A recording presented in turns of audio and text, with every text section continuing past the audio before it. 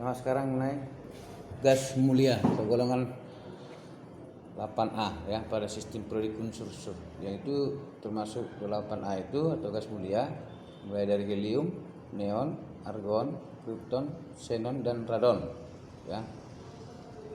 Ini gas mulia itu yang pada keluarnya hanya dimiliki oleh helium 2 elektron, sedangkan lainnya 8 elektron.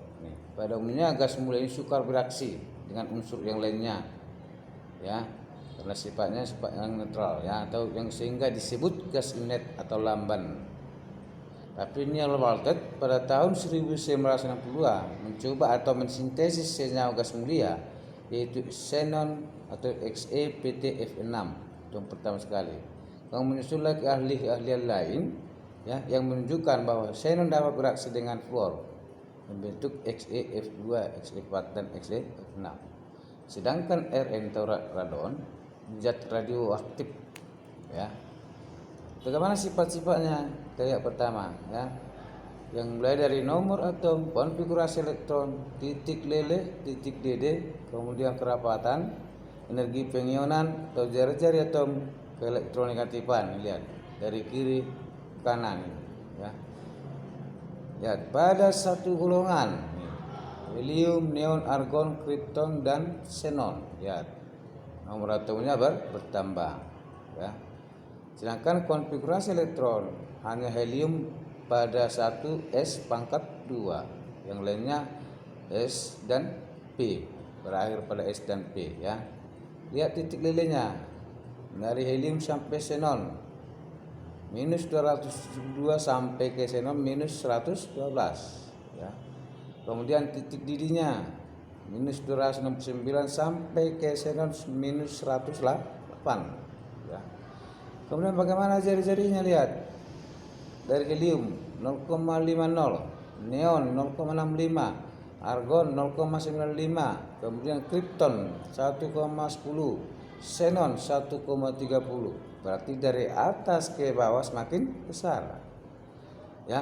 Ke elektronegatifannya lihat helium 2,7, neon 4,4, argon 3,5, krypton 3,0 dan xenon 2,6 ya.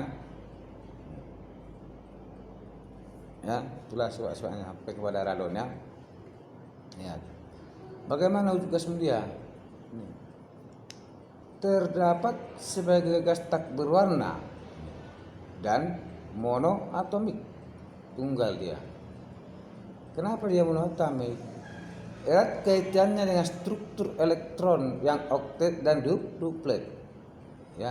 Untuk gas mulia ini elektron oktet dan duplet. Oktet 8, duplet 2 elektron valensinya ya.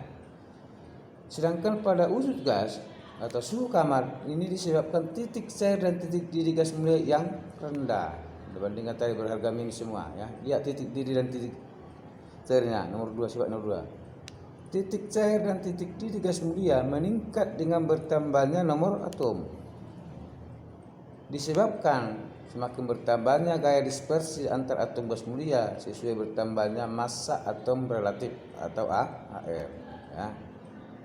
Ini bagaimana kelarutannya? Kelarutan gas mulia dalam air bertambah besar dari helium hingga Rn. Ini makin kelarutannya berarti semakin mula larut dengan air. Itu maksudnya.